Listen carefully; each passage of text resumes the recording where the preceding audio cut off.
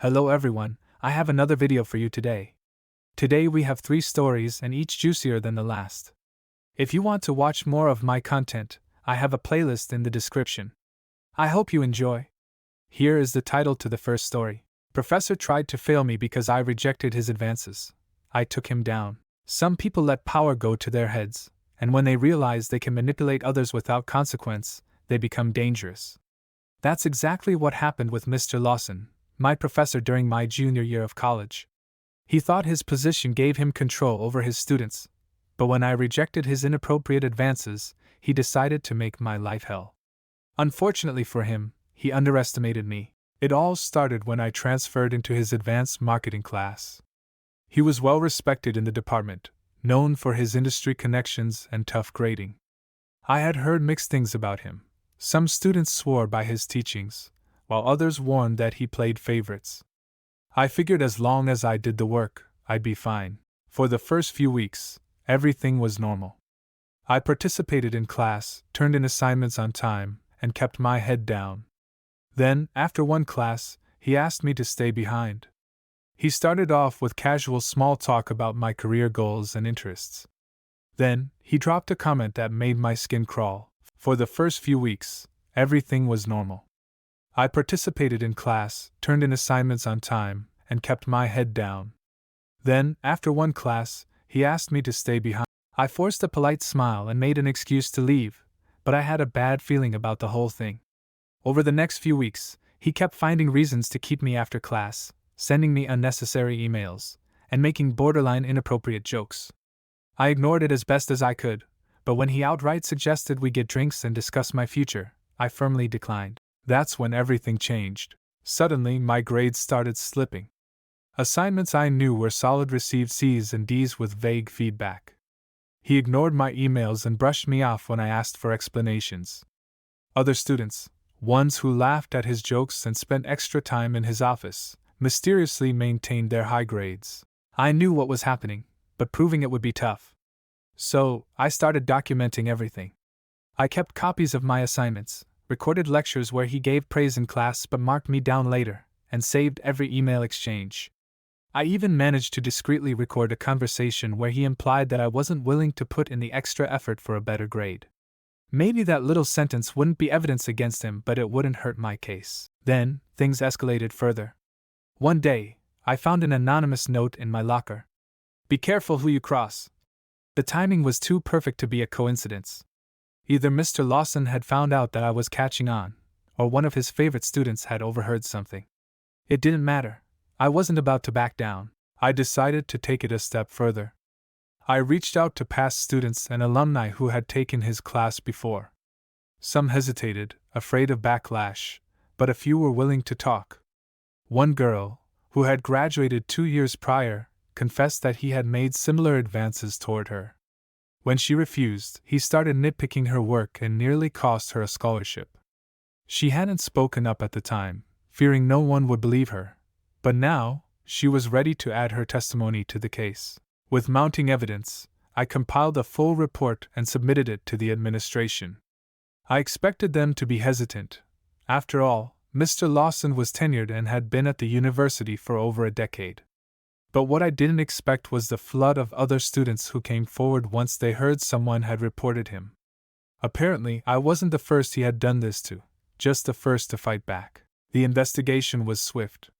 Between my evidence and the statements from past victims, Mr. Lawson didn't stand a chance. He was put on immediate suspension pending further review, and within a month, he was forced to resign. The university quietly updated my grades, and I was finally given the marks I had actually earned. But I wasn't done. I took my story to a local journalist who covered campus affairs. Once my anonymity was secured, they published an exposé on misconduct in academia, using my case as a prime example. The article gained traction, putting pressure on the university to enforce stricter policies and conduct deeper investigations into similar complaints. Mr. Lawson's name was tarnished beyond repair. As for Mr. Lawson? Last I heard, he tried to get a job at another school, but word about his misconduct had spread. No one wanted to take the risk. His career was over. Moral of the story? Some people think they're untouchable. They're not, especially when they underestimate the ones they try to control. That is the end of the first story. If you are going to college, most professors will be lovely people, but if something feels wrong, then it probably is. Don't let people persuade you it's not. Let's dive into the next story. Here is the title. I exposed my biased teacher and got her fired. Okay, so this happened during my senior year of high school, and even now, I still can't believe how ridiculous it got. I never thought I'd be the kind of guy to go head to head with a teacher.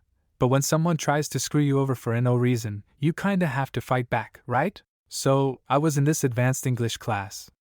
I actually liked English, wasn't obsessed with it or anything, but I was pretty good at writing.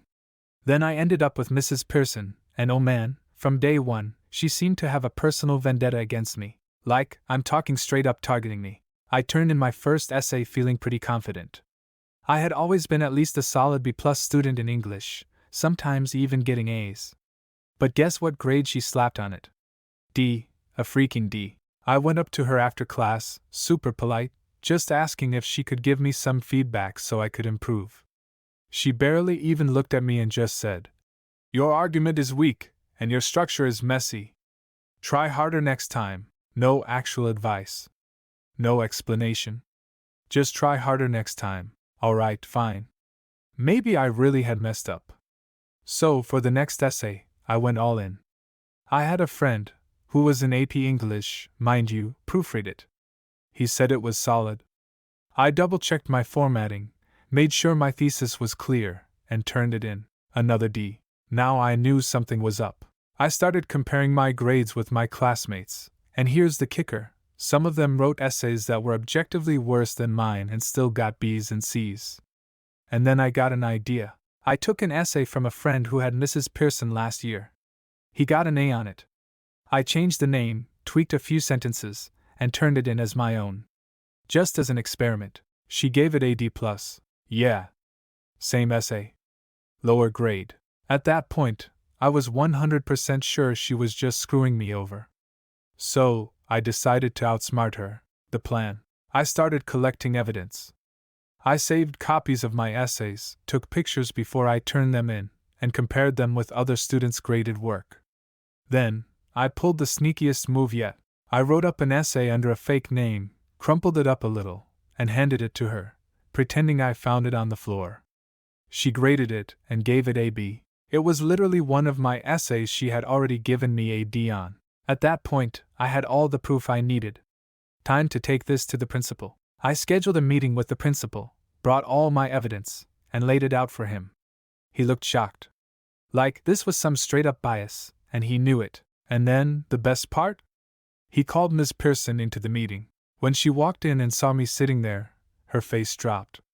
She knew something was up. The principal calmly started showing her my essays and the comparisons. The fake essay test? Oh yeah, he brought that up too. She turned bright red and immediately got defensive. Writing is subjective. You can't expect every teacher to grade the same way. The principal shut that down real quick. While writing has subjective elements, grading must be consistent. These discrepancies are unacceptable. She was fuming. I could tell she wanted to snap at me, but with the principal there, she had to keep it together. After that meeting, the principal forced her to regrade all my assignments fairly. Surprise, surprise. Most of my D's turned into B's and A's. But it didn't stop there. Apparently, other students had complained about her before, and this whole situation opened a can of worms. There was an investigation, and by the end of the semester, Ms. Pearson mysteriously resigned. I have no idea where she ended up, and honestly, don't care. What matters is that I didn't let her tank my GPA over some weird personal grudge. So yeah, that's the story of how I outsmarted my biased teacher and got her fired. Hope she enjoyed packing up her desk. That is the end of the second story. Considering this woman was a high school teacher, I bet she wasn't getting paid that much and was just trying to get any excitement in her life. It is sad, but we need to pay teachers and professors more than almost nothing if we want a true education. Now for the last story. This is the title. The Teacher Who Crossed the Line. So, this happened a few years ago, and I still can't fully wrap my head around it. I'm a 32-year-old man now, but this all went down when I was a high school teacher. At the time, I was a young guy, fresh out of college, just trying to make a difference in my students' lives. But the whole experience turned into something I never saw coming. It all started in my first year teaching at Eastwood High School.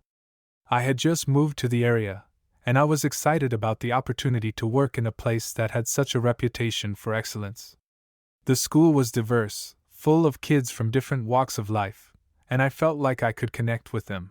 I was assigned to teach junior and senior English. The classroom was full of potential, but it didn't take long for me to realize that not all my students were thriving. There was a group of kids, mostly the ones struggling academically, who I noticed weren't doing well.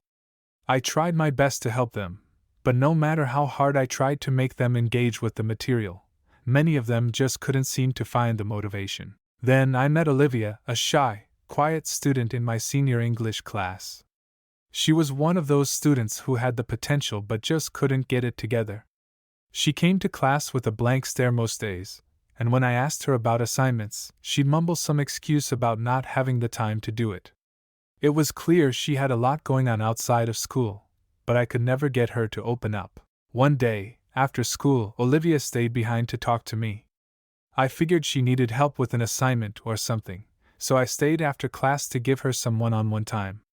What I didn't expect was the conversation we ended up having. She sat down and told me that she was struggling with some personal issues at home. Her parents were going through a rough divorce, and her older brother had been getting into trouble with the law. I listened to her carefully, offering what advice I could. As I spoke with her, I couldn't help but notice how deeply troubled she seemed.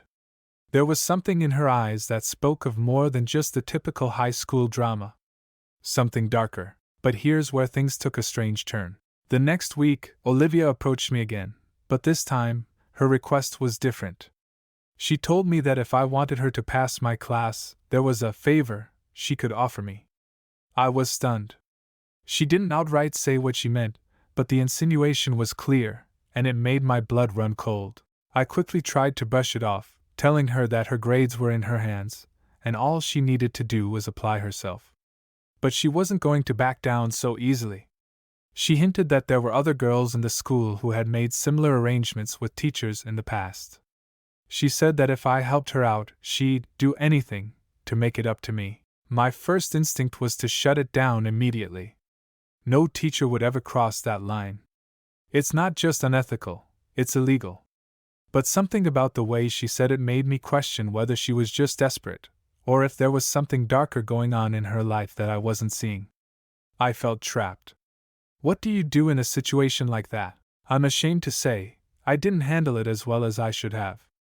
I was young, and I didn't know how to deal with these kinds of problems.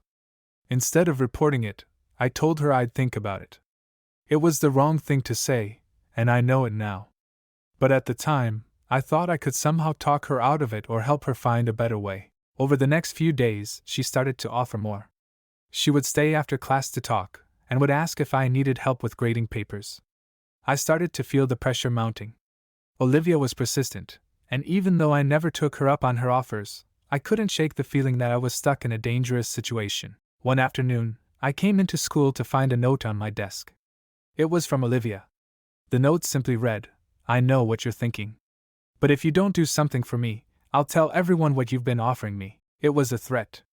And it shook me to my core. It wasn't just the fact that Olivia was attempting to blackmail me.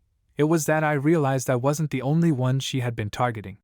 There were whispers around the school, rumors that several students were involved in these kinds of arrangements. It was a conspiracy I hadn't even been aware of. I knew then that I had to report this. I couldn't keep ignoring it. I had to protect myself, my career, and my students.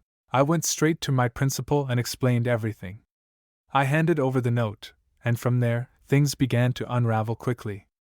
The school launched an investigation, and it turned out that Olivia wasn't the only student making these kinds of demands. There were multiple students in the school who had been approached by teachers, promising them grades in exchange for favors.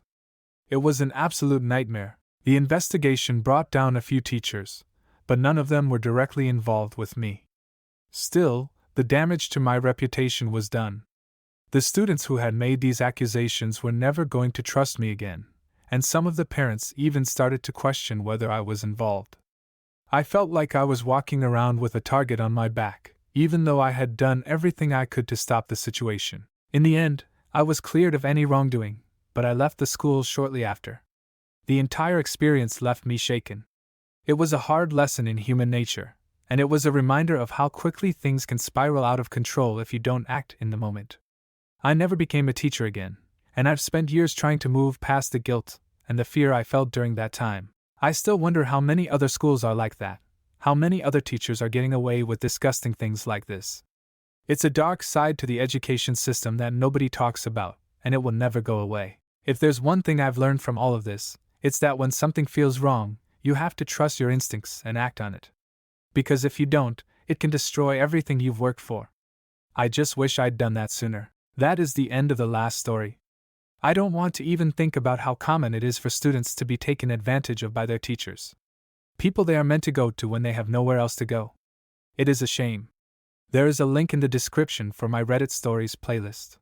Go watch them if you like. I hope you enjoyed the stories. Have a great rest of your day.